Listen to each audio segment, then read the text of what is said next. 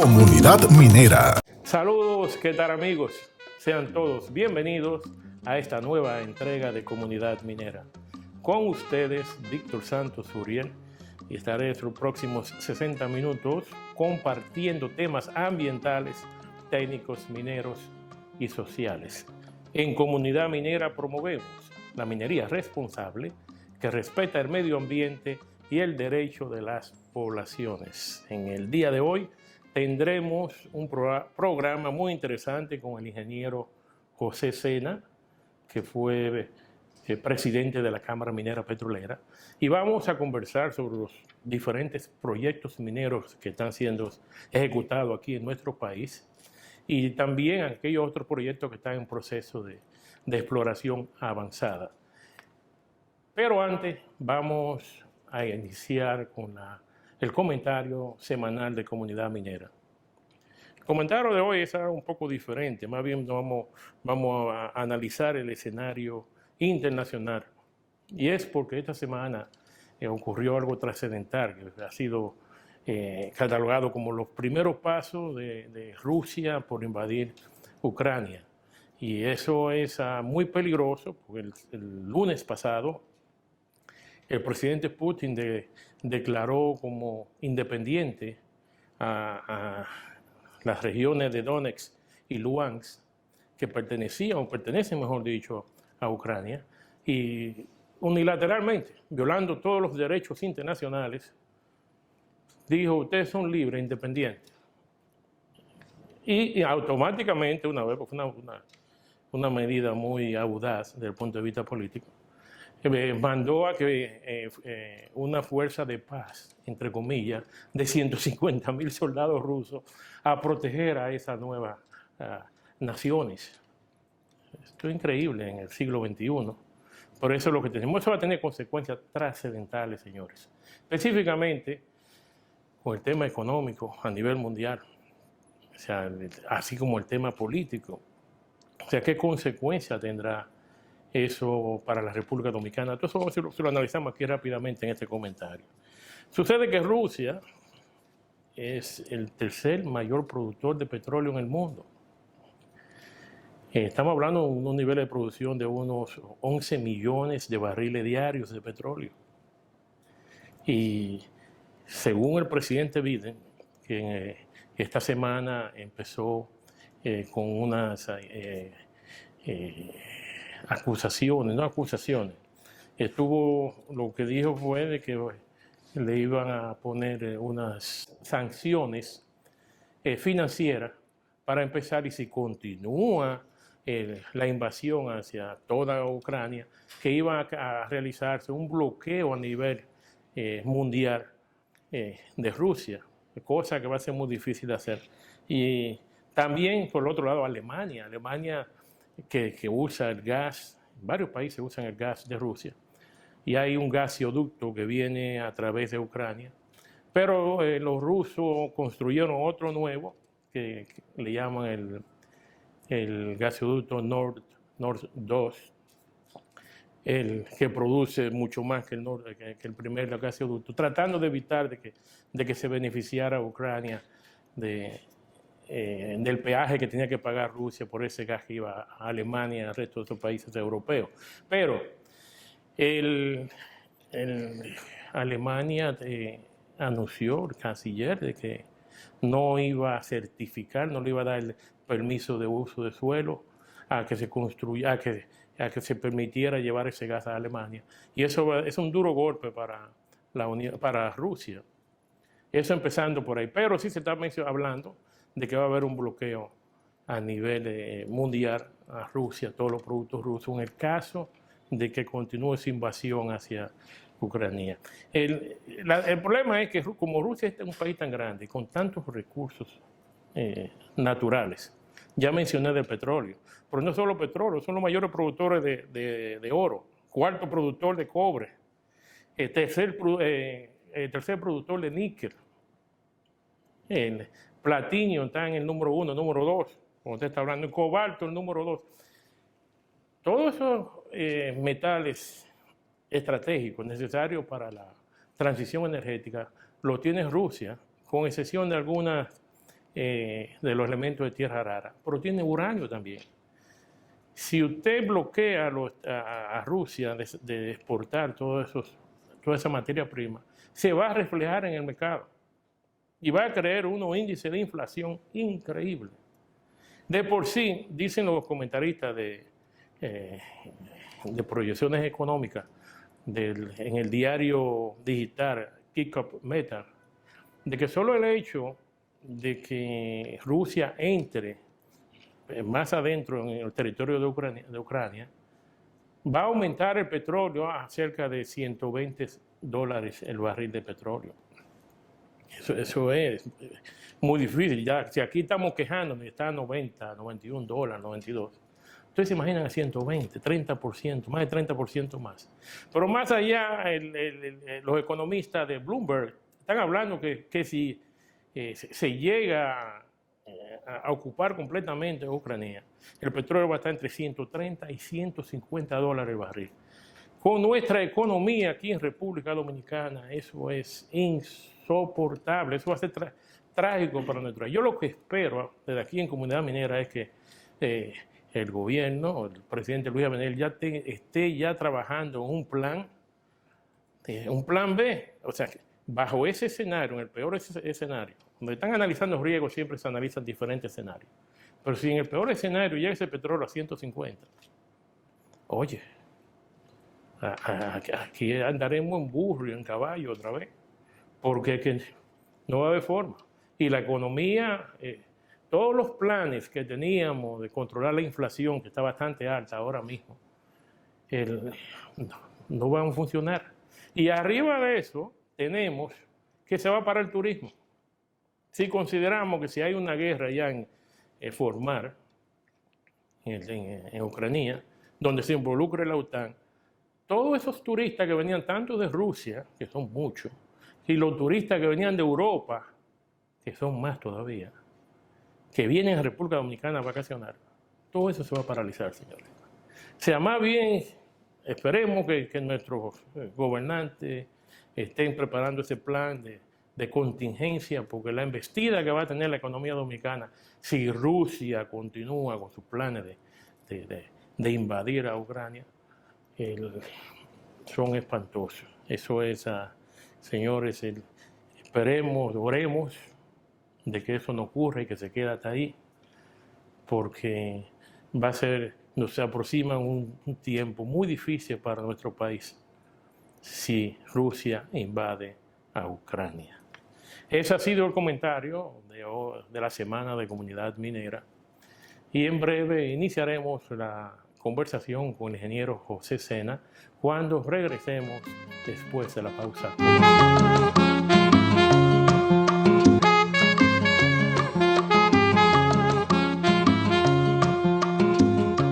Continuando en Comunidad Minera, hoy conversaremos con el ingeniero José Sena, es presidente de la Cámara Minera Petrolera y también es presidente de la empresa La Laguna Límite. José, bienvenido a Comunidad Minera, gracias por venir a compartir con nosotros. Es para nosotros un honor y un placer compartir en Comunidad Minera, que es parte básicamente de mi quehacer profesional, y voy a utilizar la excusa de Comunidad Minera porque mis 3 hijos nacieron en un campamento minero y pudimos interactuar con las comunidades circundantes de la entonces Rosario Dominicana de Pueblo Viejo. No sabía ese detalle, la familia había crecido en la Rosario. Sí, parece que todo prosperó en esa mina. Eso es muy importante. Quedó ese legado. José, tú fuiste presidente de La Laguna Límite. Sí. Y estuve viendo en los medios que La Laguna estaba en proceso de cierre. Sí. Y podemos compartir qué significa eso, en qué consiste y por qué es importante. ¿Qué logramos cuando se cierra un proyecto extractivo? Bueno, en realidad el plan de cierre es la última fase del proceso minero. Nosotros comenzamos con la exploración, pasamos a la explotación y luego el cierre es básicamente el plan de mitigación de los impactos que fueron creados durante la operación. Ahora, La Laguna tiene algo muy especial. No nació como una mina. En realidad era una presa de colas y que tenía sulfuros refractarios almacenados que tenían partículas de oro, pero no había en esos momentos una tecnología disponible. Con el avance del tiempo, eso fue cerrado en el año 1999, pues nacieron tecnologías como es el autocálave y el proceso Albión. Y es dentro del concepto de que el Estado Dominicano pudiera convertir pasivos ambientales en activos, en donde nacen dos proyectos que hoy uno sigue en operación y otro está en fase de cierre. Esos dos proyectos son Barrio y Pueblo Viejo y el proyecto de las Lagunas Límites llevado a cabo por Envirogor Las Lagunas. Estar en el proceso de cierre implica de que nosotros terminamos el agotamiento del minado de las reservas que fueran económicas. Y tenemos una serie de compromisos en la licencia ambiental, cuyo costo también fue estimado de alrededor de $5 millones, para poder hacer el plan de cierre y garantizar la estabilidad del muro o terraplén de la presa de Cola Las Lagunas y al mismo tiempo garantizar la calidad de las aguas una vez que los materiales refractarios fueron convertidos en óxido. En síntesis, ese plan comienza con el desmantelamiento de todo lo que era la infraestructura. Y esa infraestructura pues se vende, sea por el valor residual de los equipos y maquinaria o los elementos como chatarra estructurales. Al mismo tiempo, obras que estaban inconclusas, como es el vertedero de la presa de Cola y también el vertedero de la presa de filtraciones, fueron realizados paralelamente con una campaña de reforestación que alojó, pues básicamente, especies endémicas que han comenzado a generar un nuevo ecosistema y hoy tenemos patos de la Florida que frecuentemente nos visitan. El área está toda reverdecida y al mismo tiempo, quizás el logro más importante fue eliminar la fuente del drenaje ácido que generan de por sí los sulfuros. Quiere decir que el agua o los efluentes que salen fuera de ese proyecto, pues un agua normal que hoy se usa básicamente para que lo beba el ganado. O sea, es un paso extremadamente positivo desde el punto de vista ambiental, porque en esencia el proyecto fue netamente ambiental. Las ganancias fueron pocas, hubo problemas básicamente en el dragado de esas colas, pero al final pues pudimos cumplir con lo más importante, que era la licencia ambiental, y cerrar siguiendo los estándares australianos de un ciclo minero completo: exploración, explotación, cierre y monitoreo. O sea, ¿cuándo empezó ese proyecto? ¿Cuándo inició? Bueno, ¿En qué año? la licitación de ese proyecto pues fue ganada en el año 2005 y en base a los estudios y las pruebas tecnológicas que se realizaron en Brisbane, Australia, pues su operación comienza básicamente en el 2012. 2012 comienza. ¿Y cuánta onza de oro? Solamente el oro pudieron aprovechar, ¿no? No. No cobre, no plata. No. Exacto. Bueno, se habla de oro porque es que tiene más valor comercial, pero sí por producción había X veces más plata que oro. En realidad lo que nosotros pudimos extraer económicamente fue alrededor de 450,000 a medio millón de onzas. Hace mucho. Hasta el punto de cierre. Y esa cantidad de onzas se ha multiplicado por 6, unos 3 millones, de 3 a 4 millones de onzas de plata. Todo eso pues cumplió con dentro del marco de la ley minera para la exportación, fue procesado en Suiza y básicamente se distribuyó la participación como se había acordado en un contrato especial. O sea, eso no se basó en la ley minera vigente, sino en un contrato especial similar en parte al que también rige el Barrio y Pueblo Viejo.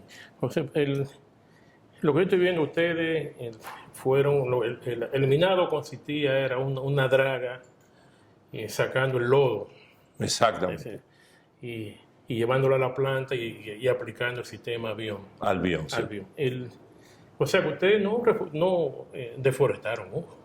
No, O sea, el consejo, no había, quizá para la construcción de la carretera de acceso o los edificios, laboratorios y cosas de eso. ni siquiera eso.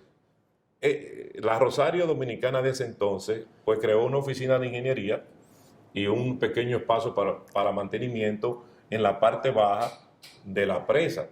Quiere decir que nosotros no impactamos, o sea, nosotros no creamos ninguna huella de impacto ambiental, sino todo lo contrario. Aumentamos la reforestación y al mismo tiempo pues eliminamos la fuente de generación de agua ácida. Por eso que te digo que ese es uno de los proyectos que puede servir de ejemplo en donde usted puede convertir en el mismo proceso de cierre un pasivo ambiental histórico, como se denominaba, que generaba drenaje ácido, tener algunos beneficios y cerrarlo desde el punto de vista del ciclo minero cumpliendo los estándares Entonces, australianos. José, ustedes desde el primer año que empezaron producción, la ley de medio ambiente le exigía que había que separar esos fondos para el cierre. De hecho fue así. Teníamos fondos que cada 4 meses eran depositados en una cuenta especial, en una escrow account, destinada única y exclusivamente para el cierre y poscierre. Tengo que hablar del poscierre porque la gente se queda en cierre. El poscierre es los puntos de monitoreos. Los puntos de monitoreo para garantizar la calidad del agua, para ir contabilizando la biodiversidad, para ver cómo se fortalecen o se enriquecen los suelos y que se pueda tener un entorno natural donde se pueda hacer otra actividad. Pudiera ser de ganadería, pudiera ser de pesca o pudiera ser de foresta, pero está de vuelta cumpliendo, vuelvo y repito, los lineamientos internacionales australianos. Me llamó la atención cuando tú dijiste de que los patos de la Florida estaban, Sí, migraban y se duraban una temporada ahí en la laguna. sí. ¿Eso fue después que ustedes terminaron el proceso de extracción o aún cuando estaban trabajando ustedes, los patos iban como quiera a la misma zona? Bueno, a partir del segundo año, pues los patos comenzaron a llegar debido a que nosotros nos dimos cuenta que la presa de filtraciones tenía relictos de agua ácida y comenzamos entonces a aerearlo. Compramos aereadores y comenzamos a sembrar alrededor y las cuencas intermitentes de agua que llevaban el agua, pues también las sembramos de gramínea. Quiere decir que todo el agua de lluvia que venía ya venía como agua pura y fue creando un balance de oxígeno positivo y una calidad de agua adecuada para una vida. No solamente tenemos los patos, tenemos peces, tenemos garzas, están todas allá. Tú que trabajaste en la Rosario, cuando estaba la Rosario en operación, no había esa biodiversidad que ustedes dejaron ahora. No, inclusive para ese momento, que en realidad fue un pasivo ambiental, pues lo que había era drenaje ácido. Y si bien es cierto que alrededor había árboles, no estaban tan densos ni de las diferentes especies que sembramos allá. Yo no entiendo, así como ese ejemplo que tú nos está explicando hoy, que yo no lo veo en la noticia. No se le ha dado publicidad a eso, porque eso es una cosa muy, muy importante, de cuando se está haciendo la cosa bien hecha en la minería, hay que propagarlo.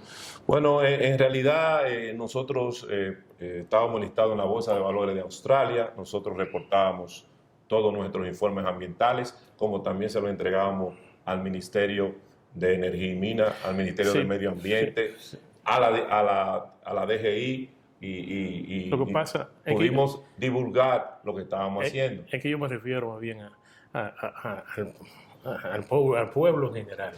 O sea, esa es una de las deficiencias que yo encuentro con el sector minero, que no propaga las cosas bien hechas, como este caso que tú estás explicando ahora.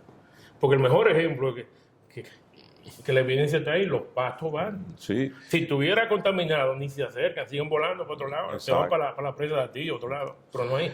Bueno, el mayor logro nuestro fue la aceptación comunitaria. Si bien es cierto que tú no nos has oído a nosotros hablar, tampoco tú has visto protesta comunitaria en el proyecto de las lagunas. Ese proyecto, en la encuesta social, pues la comunidad lo aceptó con un 96%. O sea que nuestro mayor logro fue el aceptamiento de todas las comunidades circunvecinas y entrenamos personal para nuestra tecnología en casa. Entonces eso generó ahí un dinamismo y fuente de empleos dignos que básicamente... ¿Cuántas personas trabajaban en la laguna? Al inicio siempre se emplean mucho más personas. Bueno, al inicio en la construcción pues excedimos los 1.200 y después nos quedamos como alrededor de 422 empleos fijos y eso multiplicado por 3, alrededor de 1.200 o 1.300 indirectos en cuanto a la seguridad, transporte, servicio de comida, etcétera, etcétera. Yo creo que tú nos compartas con nosotros aquí en Comunidad. Yo voy muy frecuente a la zona. Sí. Y una de las quejas que me daban, pues ya ustedes no están operando, es que había un olor en el aire. Y decía, eso es la laguna. No. Bueno, a todo lo que estamos vinculados a la geología, y uno puede ver que el sulfuro expuesto, o sea, que es la roca madre, cuando se expone al intemperismo, da un olor a azufre, a huevo podrido, el cual va disminuyendo a medida que el intemperismo va haciendo su trabajo. Y eso ocurrió. Ahora bien, otra cosa importante, como la presa de Cola no tenía vertedero, nosotros buscamos propulsores. Espérate, sería bueno. Y entonces descargábamos el agua hacia el ambiente y eso nos ayudó hacia arriba de que toda el área es una alfombra verde, porque caía como rocío al área circundante de las operaciones. Lo que pasa es que en nuestra audiencia probable que no sepa lo que es un vertedero en una presa. Ok. En esencia, la presa de Cola es básicamente donde se vierten los residuos sólidos de un proceso hidrometalúrgico, que básicamente es una especie de lodo que inicialmente tiene componentes químicos, muchos de ellos son degradados, como es el caso de cianuro, porque teníamos un circuito de cianuro que lo eliminaba a sí mismo, y otros elementos, vamos a decir, propios de un proceso minero. Con la fortaleza de que el cianuro siempre estaba por debajo de los registros internacionales, pero hay otra cosa en el sol del Caribe. El cianuro apenas dura 50 días y se diluye.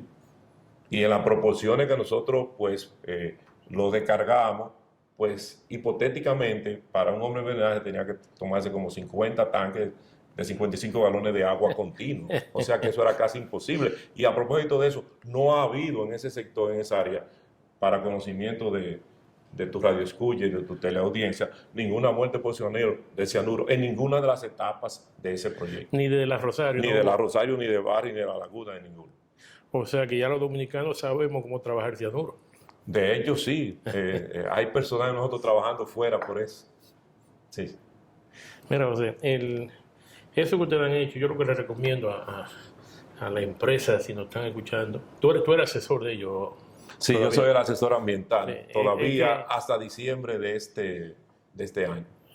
Yo les sugiero de que tienen que publicar, salir más a los medios y toda esa buena labor que hicieron ustedes en ese cierre y explicar más a la gente de que la minería después que termina no se deja así la intemperie.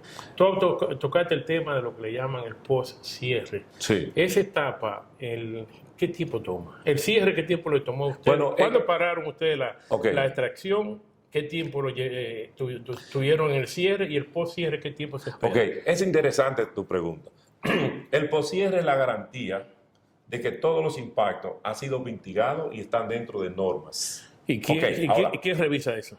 El Ministerio de Medio Ambiente y Recursos Naturales. Pero nosotros teníamos un consultor externo para eso. Pero ¿qué pasa? Que los puntos de monitoreo son los mismos de cuando se iniciaron las exploraciones. O sea, los puntos donde se mide el agua, donde se toma el viento, donde se toma la muestra del suelo, donde se hace una evaluación de la biodiversidad que se va generando, no solamente de flora, sino también de fauna. Y esos son los puntos de medición, que para garantizar que se mantienen dentro de los límites permisibles, se mantienen después. Usted comienza con ellos, impactándolos, vamos a decir, inicialmente fuera de la norma, y usted lo va corrigiendo, y después que usted cierra, tiene 2 años para que garantizarle al Estado y al país de que lo dejamos eso en condiciones ambientalmente sanas, después de haber impactado una actividad minera. Sería bueno informar a nuestra audiencia también que antes de empezar los proyectos se hace un estudio de impacto ambiental, un estudio base. O sea que ya usted tiene los datos de cómo estaba antes de usted empezar, cómo lo impactaron y cómo lo resolvieron. Bueno, tú me estás tirando para mi campo.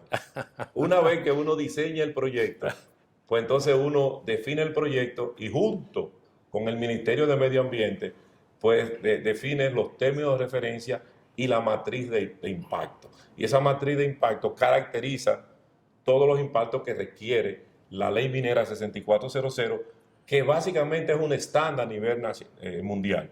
Son los mismos parámetros de medición en cuanto a los impactos que pueden no solamente a la minería, pues también se le puede aplicar a una carretera, también se le puede aplicar a un hotel en Bávaro, también se le puede aplicar a un aeropuerto. Esos parámetros son estándares. Perfecto. Entonces tenemos que irnos a una pausa y regresaremos en breve.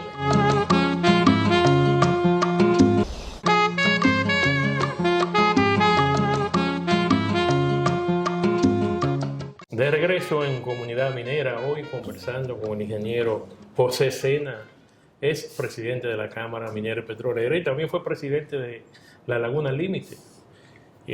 Y actualmente está laborando en Cementos Cibao. Él es el gerente de geología, mina y medio ambiente. Es un título bastante largo. Es mucha responsabilidad, mucho trabajo en eso. José, ¿cómo está la cosa por allá en Cementos Cibao? ¿Cómo están esos niveles de producción? ¿Cómo siguen los planes de remediación ambiental? O sea, bueno, Cemento Cibao básicamente es un legado de don Huaca Rodríguez para el desarrollo de todo lo que es la región norte del país.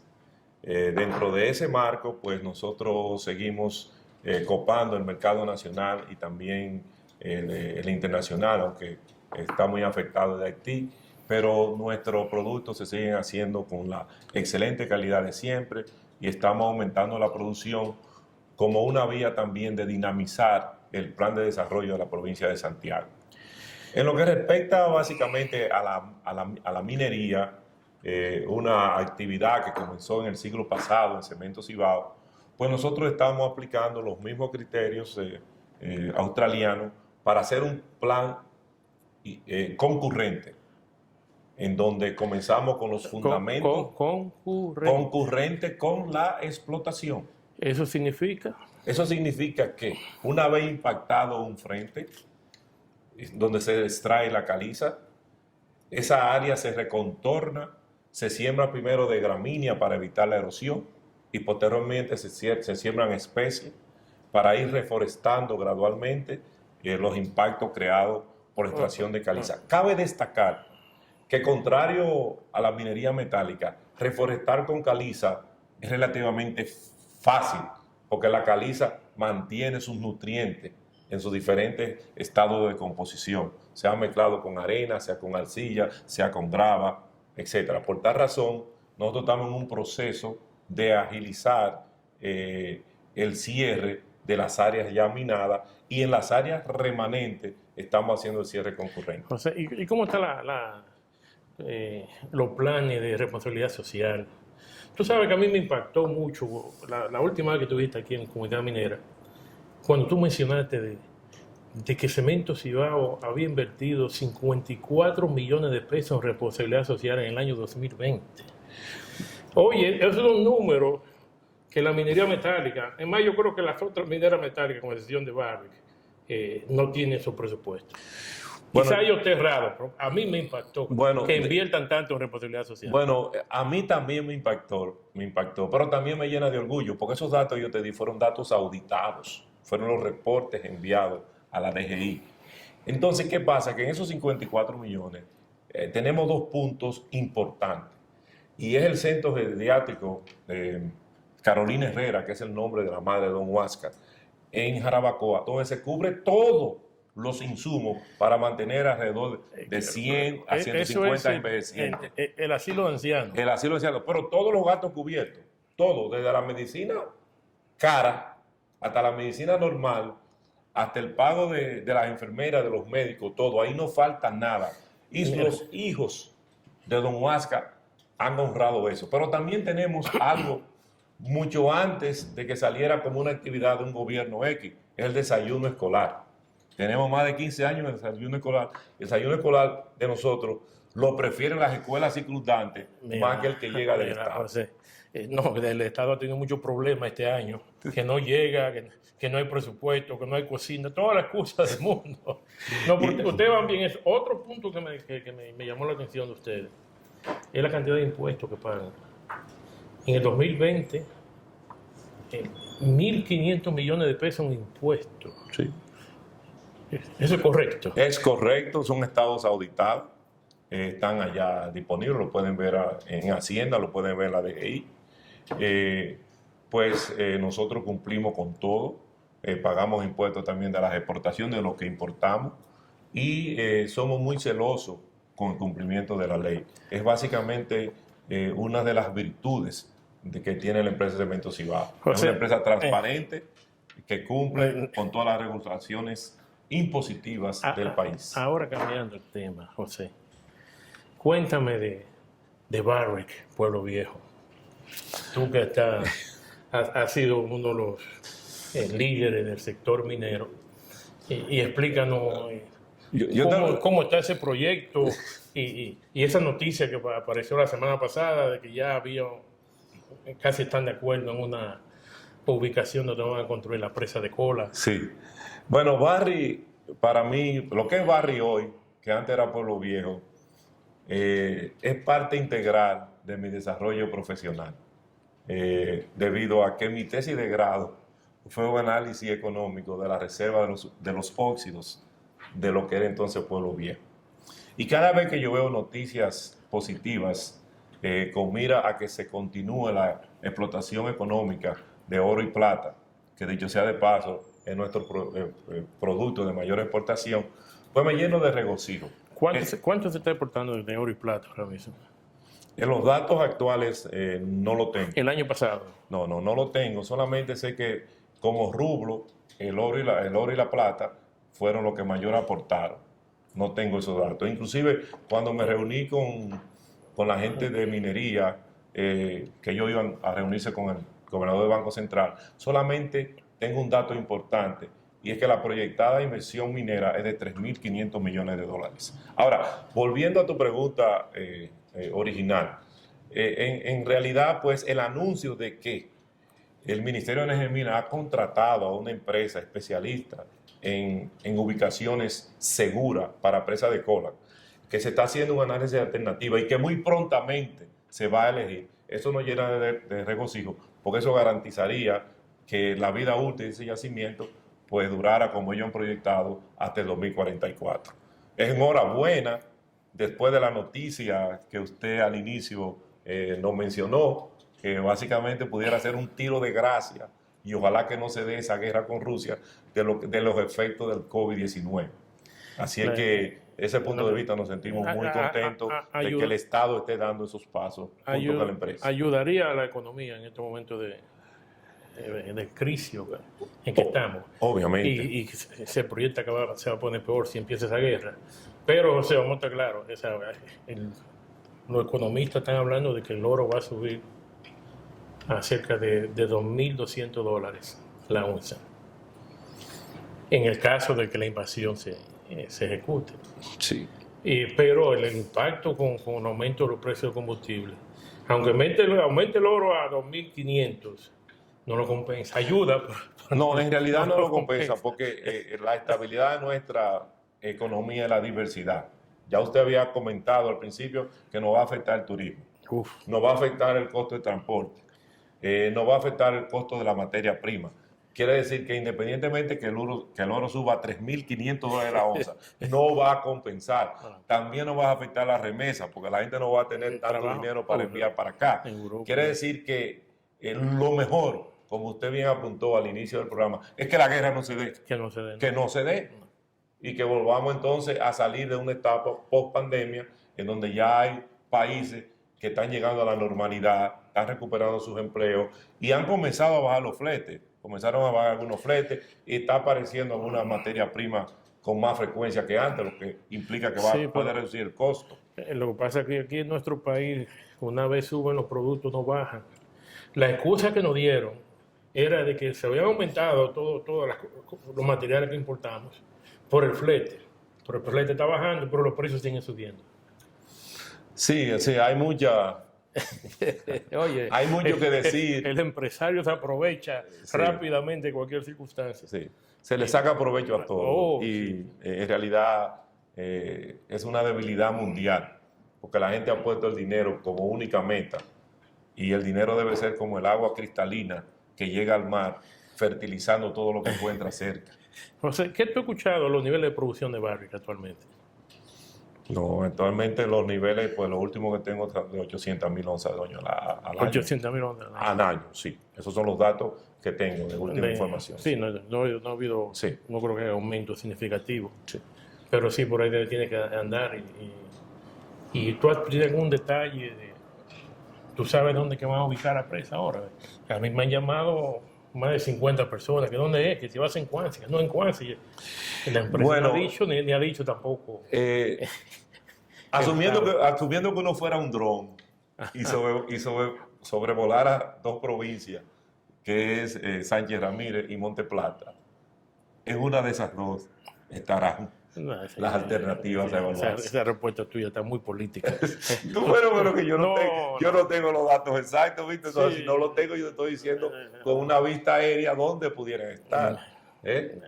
Vamos a dejar Barrick tranquila entonces y pasemos a Colmidón.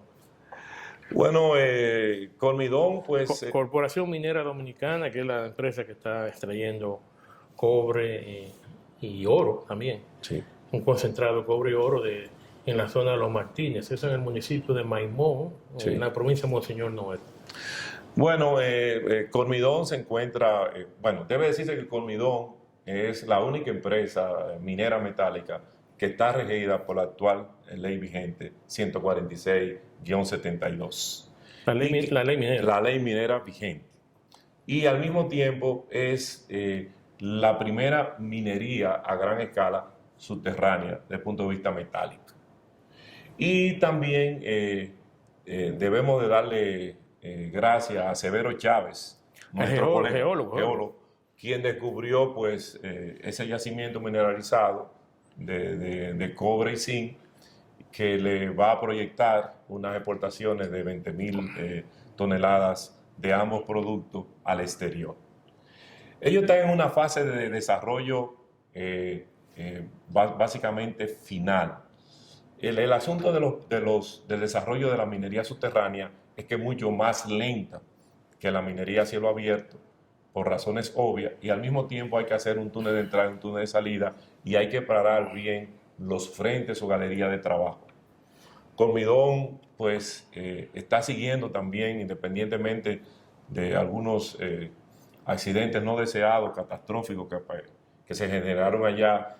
Estoy hablando del túnel que se derrumbó. El túnel que se derrumbó, al operador colombiano que invirtió los comandos de un equipo. Independientemente de eso, Colmidón es una empresa seria, de capital chino, pero con norma australiana. Y nosotros tenemos la esperanza de que concluya su trabajo y empiece su producción en el menor tiempo posible. Yo tenía entendido que estaban produciendo algo, una cantidad mínima.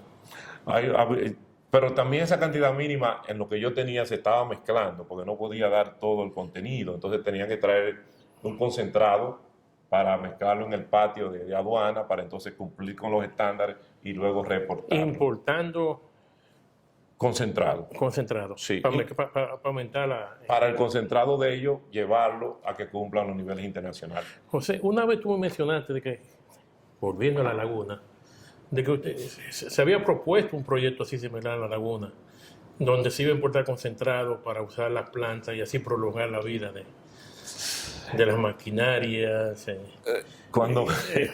qué paró eso? Digo un paréntesis así rápidamente.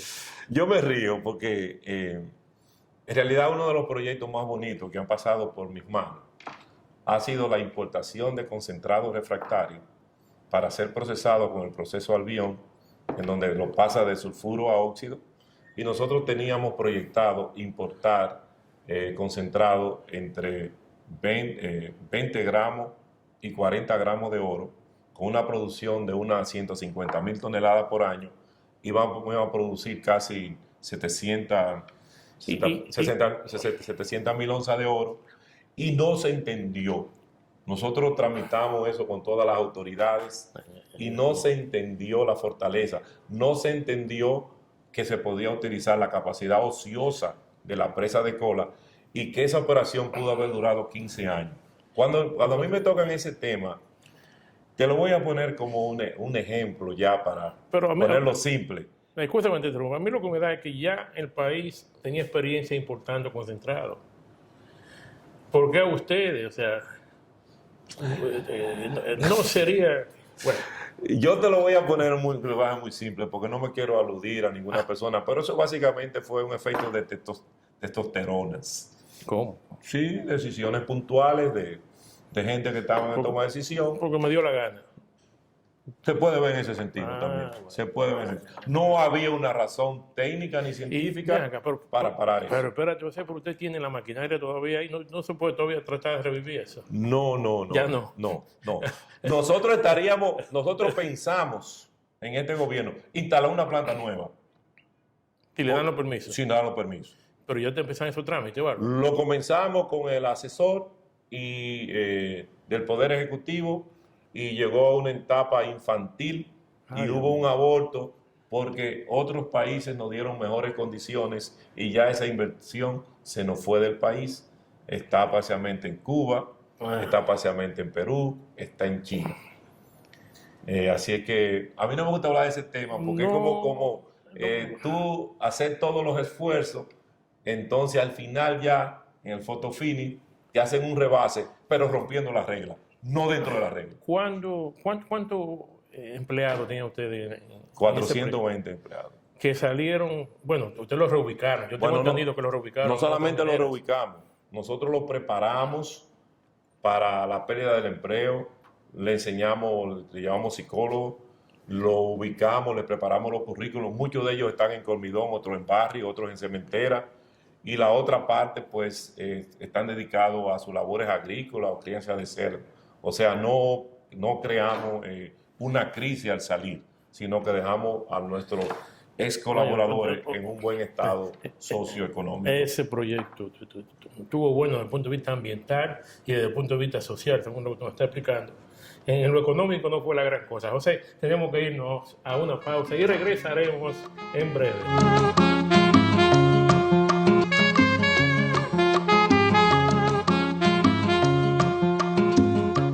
Continuando en Comunidad Minera, conversando con mi colega José Sena, y ahora vamos a tratar el tema de Falcondo. ¿Cómo está ese proyecto? Bueno, en realidad Falcondo para nosotros ha sido una grata sorpresa.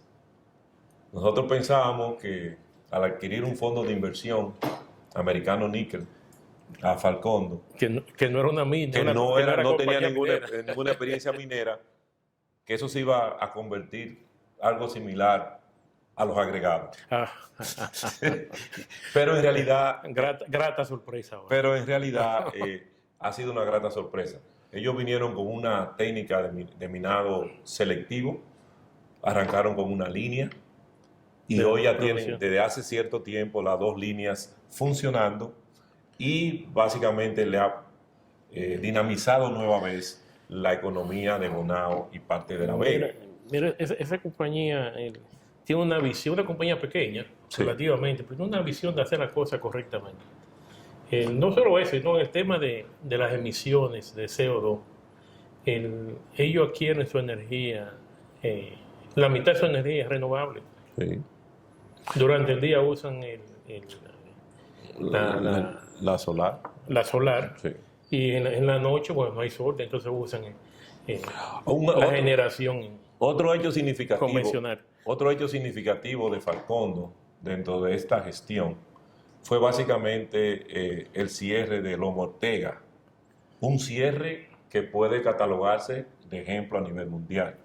O sea, todas las montañas, o la montaña de Lomo Ortega al frente de La Vega, fue reforestada completamente, con un control de los efluentes. Y antes, me dicen que tú eras vegano, que aquellos muchachos con algunos amoríos se escapaban a esa montaña ahora lo están haciendo más frecuente, porque todo está lleno de árboles y una serie de cosas. Entonces son cosas que no se dicen tampoco. No, Por eso es un la ejemplo empresa de cierre. lo dice pocas veces, lo dice, pero debería de propagarse más esa información. Ellos tienen una laguna de agua también. Sí. Y también tienen su patio. Son los mismos, son familias, hacen escala. Imagínate. Pero al mismo tiempo Facondo ha ido evolucionando no solamente desde el punto de vista de un minado selectivo, sino también de nuevos procesos tecnológicos para tratar de recuperar el níquel remanente en la escoria. Y prolongar la vida. Y prolongar la vida. Sin tocar Loma Miranda. Sin tocar Loma Miranda.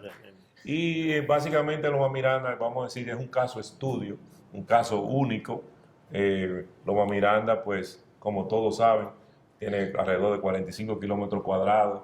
El área que se impactaría es alrededor de 4.5 kilómetros, incluyendo los accesos. Está en un sitio donde hubo un aserradero. Sí, eso fue impactante. Pero ya eso es algo que debe manejarse dentro de las futuras estrategias de desarrollo minero nacional. José, los proyectos en exploración en etapa avanzada, específicamente el de San Juan, de la provincia de San Juan, la empresa minera Gorquest y el proyecto Romero, que va para ¿cuánto? 7 años. 7 años. Esperando permiso de realizar el estudio de impacto ambiental y no se lo conceden todavía. Pero vemos que el Estado está ayudando a la empresa, bueno, se ha involucrado en lleno en eso. Bueno, tu introducción o tu pregunta te la voy a contestar en 2 etapas. En realidad, desde el punto de vista minero, el proyecto Romero genera frustración. Genera frustración porque tú inviertes alrededor de $50 millones, descubre un yacimiento y básicamente no puede concluir tu estudio de impacto ambiental y por ende pierde la oportunidad de financiamiento de ese entonces. Y al mismo tiempo presenta fisuras no gratas para atraer la inversión extranjera, porque afortunadamente el ciclo minero lo pueden seguir desde los chinos de Bonao, que ya no están, hasta el más culto de los técnicos, porque es constante. Entonces hay fases que hay que agotarla. El modelo biológico, el modelo de bloque, el estudio de factibilidad, el estudio de impacto ambiental, arranque y puesta en marcha, o evacuación si no es económico. Pero lo que me ha llamado la atención es el hecho de que el Estado ha ido en auxilio, básicamente, de dinamizar la economía netamente agrícola de la provincia de San Juan y la agropecuaria, y debemos de tomar en consideración que para su crecimiento económico en una economía diversificada como la nuestra, pues que la minería pudiera aportar ya con los datos que se tienen al desarrollo nacional, y un desarrollo nacional integral, como tú bien lo mencionas, en comunidad minera, con una minería responsable. Y yo no diría que responsable, sino una minería ética que respete las leyes que rigen su desarrollo. El problema es que los gobiernos, tanto de Danilo Medina y el de Luis Abinader, le han tenido miedo a las protestas sociales en la provincia de San Juan, específicamente en San Juan de la Maguana. Por alguna razón, la empresa minera no se ganó la buena voluntad de las poblaciones del municipio cabecera de San Juan de la Maguana, y ha creado todo este trastorno. Yo pensaba que ya para esta fecha ese proyecto iba a estar ya trabajando, pero al menos sí sabemos que el Estado está ayudando a la empresa. Y ese anuncio que hicieron del proyecto de desarrollo integral y después vía decreto, después pusieron la semana siguiente, notificaron que ya los más de 2.000 millones de pesos ya fueron aportados ya. O sea que esto es para rápido. Esto no es que para el año que viene ni que en los próximos meses. Ya los recursos de San Juan asignados para este año, para diversificar las economías, tanto del cambio o añadir además de la agricultura, si es posible, si lo apoyan las poblaciones, que se desarrolle ese proyecto minero. Yo quería aportar algo desde el punto de vista educativo. cada vez que se otorga una concesión minera de exploración, y lo he comprobado por más de 15 años, siguiendo los reportes que hace la Dirección General de Minería, están fuera de las áreas protegidas y parques nacionales. Sí, eso está Quiere bueno. decir que inmediatamente un proyecto minero, pues la comunidad puede asegurar de que no va a impactar un área protegida o un parque nacional. Sí, Ahora bien, la protesta que se den, que son sanas, no deben ir como una guillotina a parar un proyecto, sino deben ir como un análisis del proyecto, en donde en base a la ciencia y en base al cumplimiento ambiental, la comunidad compruebe que eso puede ser desarrollado. Ahora, si comenzamos a tomar posiciones unilaterales, sin datos técnicos, pues eso no hace mucho daño. Entonces, yo estoy abierto al debate y apoyo a las comunidades que se preocupan por preservar el bienestar de sus áreas, pero al mismo tiempo sé que si trabajamos juntos, podemos buscar una solución, porque países que comenzaron como Costa Rica, que dijeron no a la minería, tuvieron que decir no a la minería metálica, porque ¿cómo iban a construir? No iban a importar todo el cemento, ni toda la caliza, ni todo el yeso. Entonces, ese sueño de que no a la minería es lo mismo que decirle no al turismo, es lo mismo que decirle no a la remesa. No, son actividades propias de una economía diversificada. Lo que pasa es que hay un nivel de desconfianza enorme de las comunidades. Y ni la empresa ni el Estado ha sabido cómo romper esa parálisis y esa mala voluntad que le tienen a la minería, específicamente en la zona de San Juan.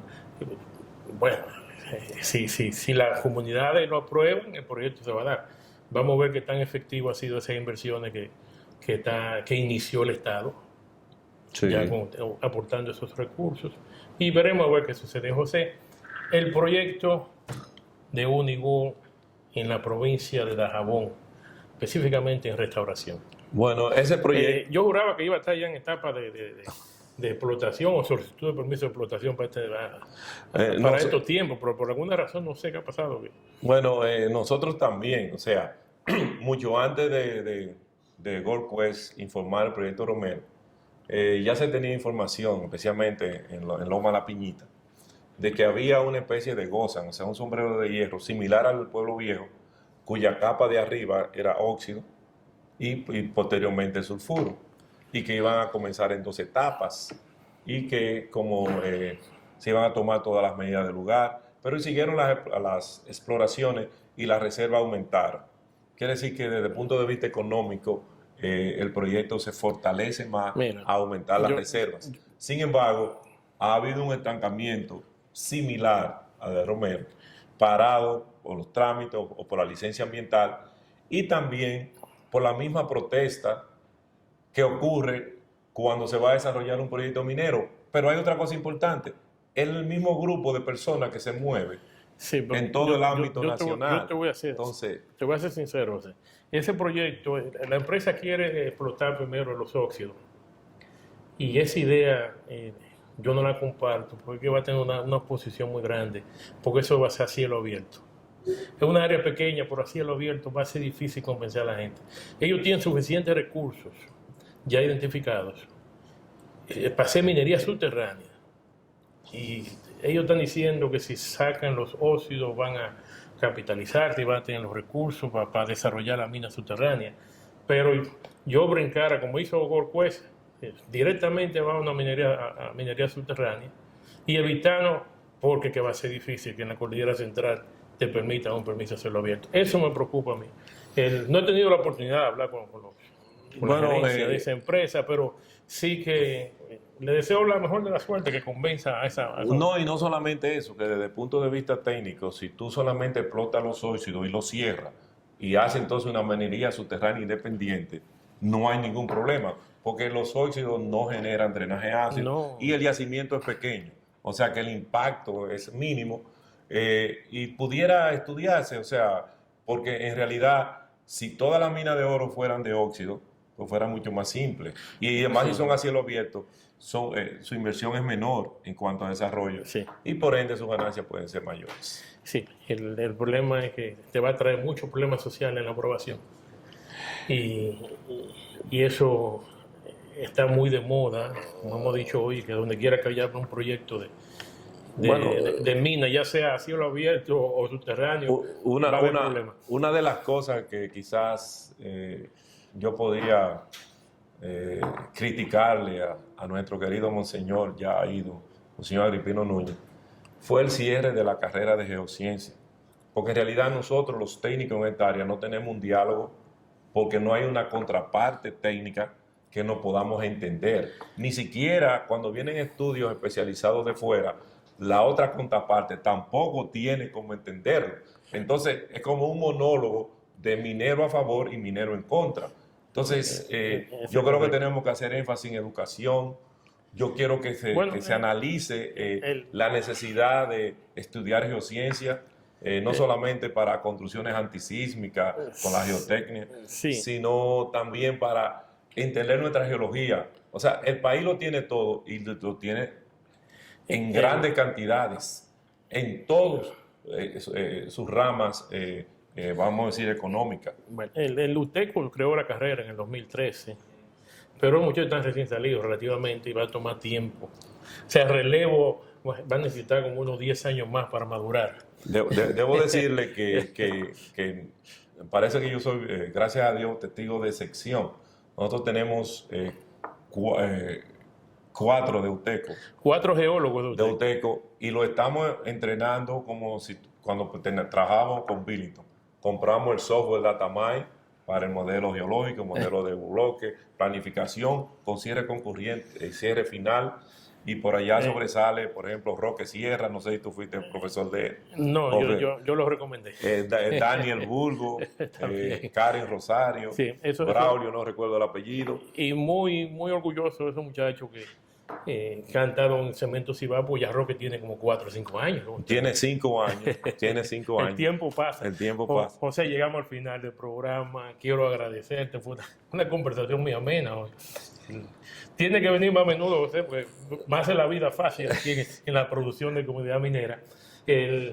Gracias, y también quiero agradecer a nuestra teleaudiencia que nos ven toda la semana. Está como también las personas que nos están escuchando a través de Radio Santa María, en 97.9 de la FM, desde la ciudad de La Vega. Tengan todos una semana muy productiva.